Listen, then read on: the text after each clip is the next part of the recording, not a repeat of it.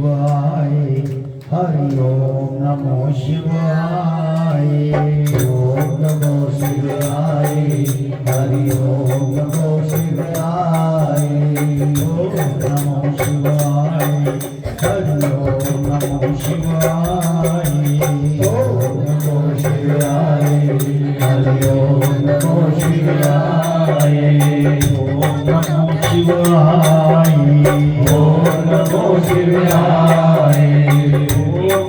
नमो शिवाय, ओम नमो शिवाय, ओम नमो शिवाय, ओम कलिं कृष्णाय नमो, ओम कलिं कृष्णाय नमो, ओम कलिं कृष्णाय नमो, ओम कलिं कृष्णाय नमो, ओम कलिं कृष्णाय नमो, ओम नमो भगवते वासुदेवाय, ओम नमो भगवते वासुदेवाय, ओम नमो भगवते वासुदेवाय, ओम नमो भगवते वासुदेवाय, ओम नमो भगवते वासुदेवाय, ओम नमो भगवते वासुदेवाय।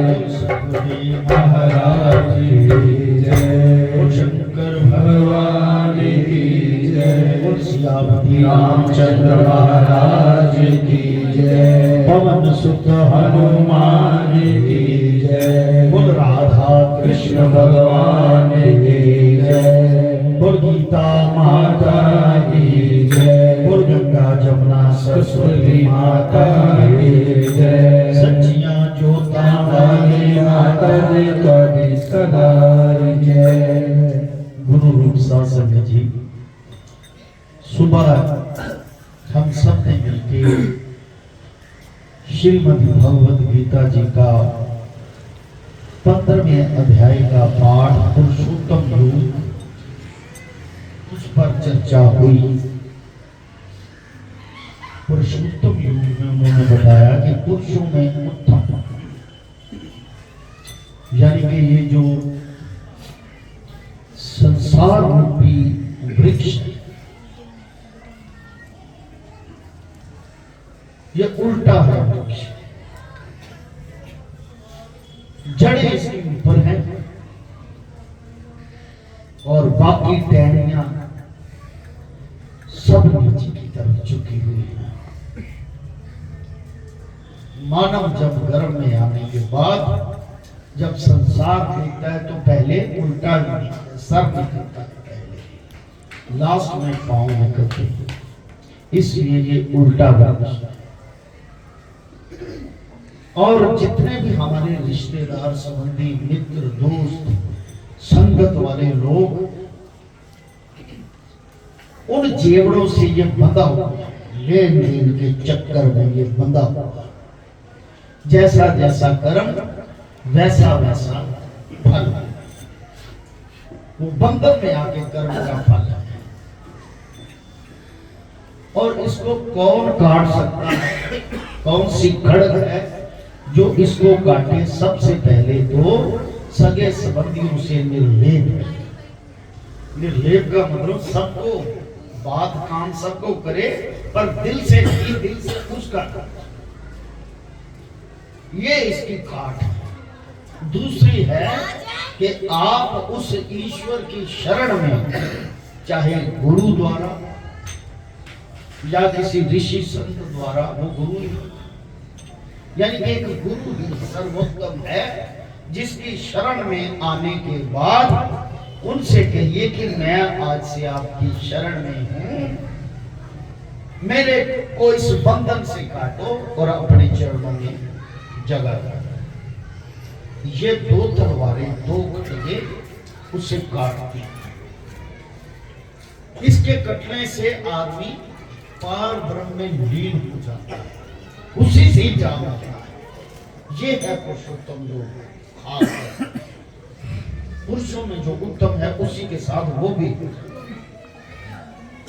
आइए 15वें अध्याय का महात्मा, आज 15 अध्याय कंप्लीट, यानी कि 50%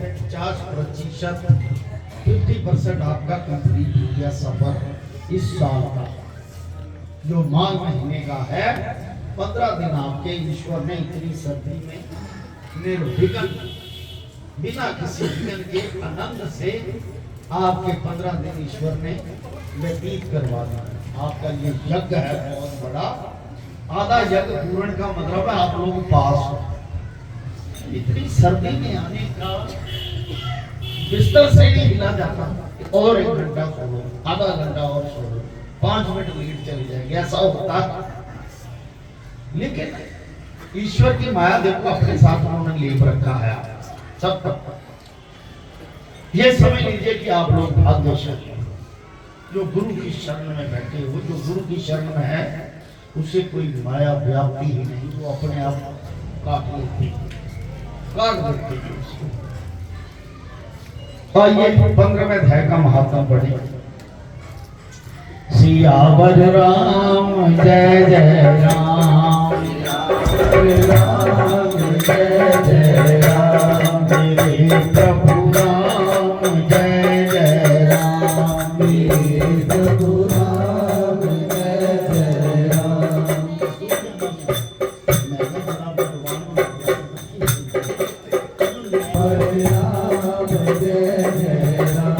मेरे प्रभु राम जय जय राम, मेरे प्रभु राम जय जय राम, मेरे श्री राम जय जय राम, मेरे श्री राम जय जय राम, शंकर भगवान की जय।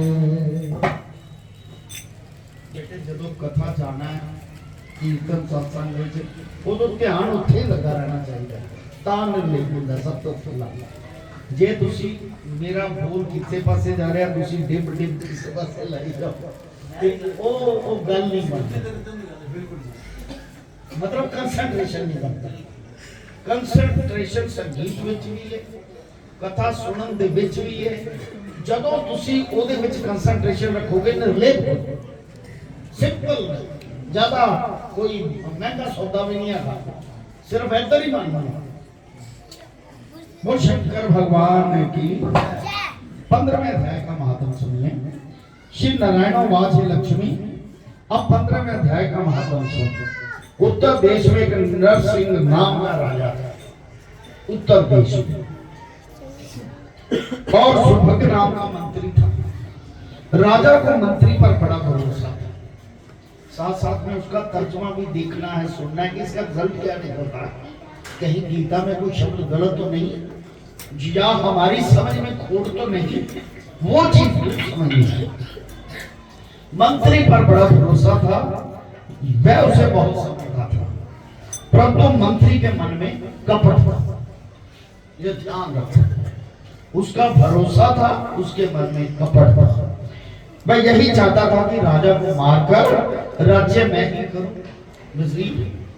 इसी भांति कुछ काल व्यतीत हुआ। एक दिन राजा सोया पड़ा था और नौकर चाकर भी सोए पड़े थे। तब मंत्री राजा को नौकरों समेत मारकर अपना राज्य कर गया। राज्य करते करते बहुत समय व्यतीत हुआ। एक दिन वह मर गया, वजीर भी। दूत यमराज के पास बांध कर ले गए। धर्मराज ने कहा, हे यमदूतो, ये बड़ा पापी है, इसको भोग नरक में डालो। यहां समझने वाली बात। हे लक्ष्मी, इस प्रकार में पापी कई नरक भोगता भोगता धर्मराज की आज्ञा से बाद में घोड़े पे। अब बात यहां पर टिकती है कि चाहे वो वजीर था, मनुष्य योनि में था, नीच कर्म करता करता और ब्रह्म हत्या करता करता पशु योनि, कई योनियां नीच भोगते भोगते उसमें प्रायश्चित भी कई कई योनियों में होता है। उसके बाद घोड़े का कहने का भाव कहीं ये जरूरी नहीं कि आप एक बार 84 भोग गए हो तो आपको पुरुष योनि रह जाएगी। नहीं, कर्म के हिसाब से आत्मा को जो शरीर मिलता है, योनि जो मिलती है, वो चींटी से लेकर ब्रह्मा तक आपके कर्म के हिसाब से। जो आपका कर्म है। संगमदीप में जाकर वो घोड़ा हुआ। घोड़ों को एक सौदागर उसे मोल ले गया तथा और भी घोड़े खरीदकर अपने देश को आया। तब वहां के राजा ने सुना कि अमुक सौदागर बहुत घोड़े लाया है। तब राजा ने उसे बुलवाया, देखकर उस घोड़े को भी खरीदा। जो वजीर था पिछले जन्म में और अगले कई नरक भोगता हुआ घोड़ा बना, उसको भी खरीद लिया राजा ने संगमदीप में। जब उस घोड़े को हाथ फेरा तब उसने राजा की ओर देखकर सिर फेरा। तो शंकर भगवान की राजा ने देखकर कहा, क्या कारण है कि घोड़े ने सिर फेरा है? राजा ने पंडित बुलाकर पूछा, जो घोड़ा मोल लिया है इस घोड़े ने हमको देखकर सर फेरा, इसका क्या कारण है? तब पंडित जी ने कहा, राजन, इस घोड़े ने तुमको सिर नवाया है। राजा ने कहा, ये बात नहीं। कई दिन के पीछे राजा उसी घोड़े पर सवार होकर शिकार खेलने को गया। वह घोड़ा चलती चलता राजा शिकार खेलता खेलता बहुत दूर चला गया। आगे राजा शिकार तीर से मारता था, उस दिन हाथों से पकड़ पकड़ कर मारने लगा शिकार। राजा प्रसन्न हुआ। दोपहर हो गई, राजा को प्यास लगी। वन में एक तीर्थ ब्राह्मण संत ऋषि देखा, कुटिया में बैठा है, तालाब जल से भरा। वहां राजा जा उतरा, घोड़ा वृक्ष के साथ बांधकर कुटिया में गया। देखा तो साधु अपने पुत्र को गीता जी के 15वें अध्याय का पाठ सिखा रहा था। बोल शंकर भगवान की, बोल गीता माता की। घोड़े को एक वृक्ष के साथ बांध दिया उस राजा ने। तो वो देखा, वहां अंदर कुटिया में गए तो वो ऋषि, वो साधु अपने पुत्र को गीता जी के 15वें अध्याय का पाठ सुना रहे, सिखा रहे। वृक्ष के पत्ते पर श्लोक लिख दिया और बालक को कहा, खेलते फिरो और इसको कंठ भी करो। जिस साथ राजा ने घोड़ा बांधा था उसी वृक्ष के पत्ते पर श्री गीता जी का श्लोक लिखा था। वह बालक पत्ता लेकर खेले भी, पढ़े भी। उस पत्ते को घोड़े ने देखा, तत्काल देह छूटी, देव नहीं पाई। घोड़े की योनि में राजा को जब नमस्कार, जब से याद रहा ना घोड़े की योनि आ गई, तो कोई बात याद रही तो घोड़े को बांध कर उधर रखा।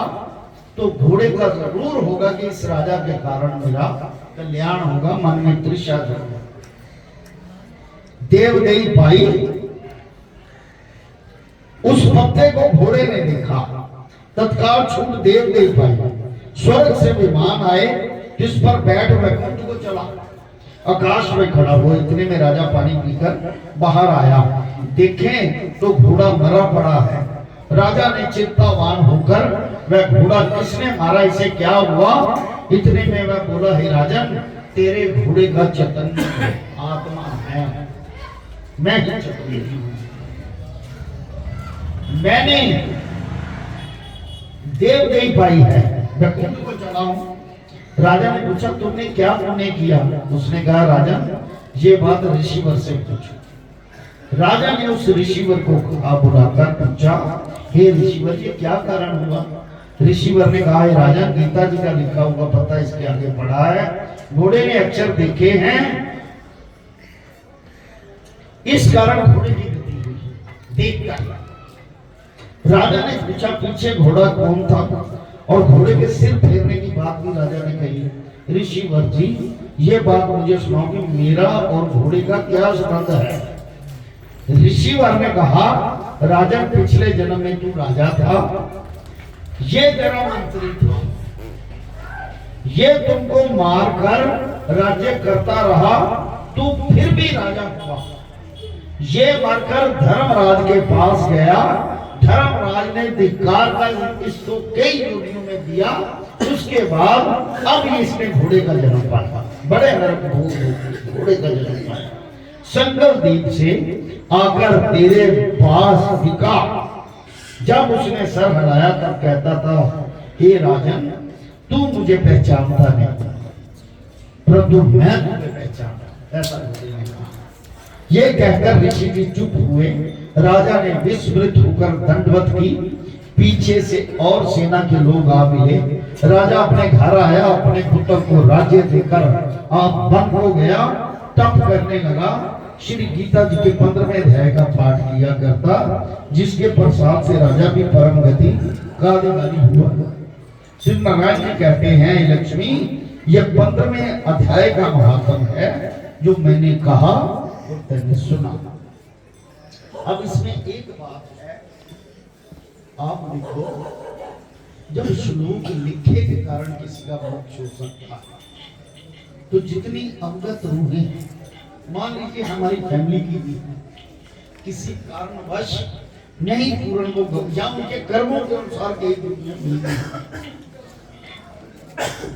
तो श्री गीता जी का पाठ इसीलिए घर घर में होना चाहिए, ताकि उनके निमित्त ये पाठ का फल देके कम से कम उनके कल्याण निमित्त काम करते रहो। इतना ही काफी है।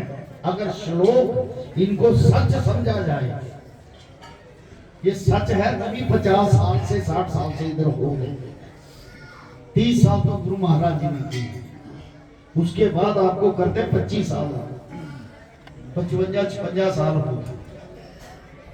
अगर इसमें सच्चाई नहीं होती तो बार बार ये कथा ना होती, हर बार नया मतलब, हर बार नया मतलब, और धीरे धीरे ये समझ आने लगती। एकदम पहले नहीं समझ आती, लेकिन धीरे धीरे समझ आने लगती। इसलिए अपने निमित्त, परिवार के निमित्त, सबके निमित्त श्रीमद् भगवत गीता जी का पाठ किया गया। गुरु महाराज जी ने स्वयं एक भजन कहा था, गीता के गुण गालो, गीता के गुण स्वयं गाते थे। घर घर गीता का झंडा गाता। बोल शंकर भगवान की। श्री पद्म पुराणे सर्वेश्वर समाधि उत्तराखंड गीता महात्म नाम पंचदश अध्याय समाप्त। सुबह गुरु महाराज सबको जीवन दान दे। 16वां अध्याय होगा देव असुर संपदा विभाग योग। देवता और राक्षस, उन दोनों में किन कर्मों के साथ वो अपने आप को देवता समझे और किन कर्मों से अपने आप को राक्षस समझे। असुर माना राक्षस, देव संपदा मतलब देवता। ओम नमो शिवाय, हरि ओम नमो शिवाय, ओम नमो शिवाय, हरि ओम नमो शिवाय, शिवाय, हरि ओम शिवाय, ओम नमो शिवाय, हरि ओम नमो शिवाय, ओम नमो शिवाय, ओम नमो शिवाय, ओम कलिं कृष्णाय नमो, ओम कलिं कृष्णाय नमो, ओम कलिं कृष्णाय नमो, ओम कलिं कृष्णाय नमो, ओम कलिं कृष्णाय नमो, ओम कलिं कृष्णाय नमो, ओम नमो भगवते वासुदेवाय, ओम नमो भगवते वासुदेवाय।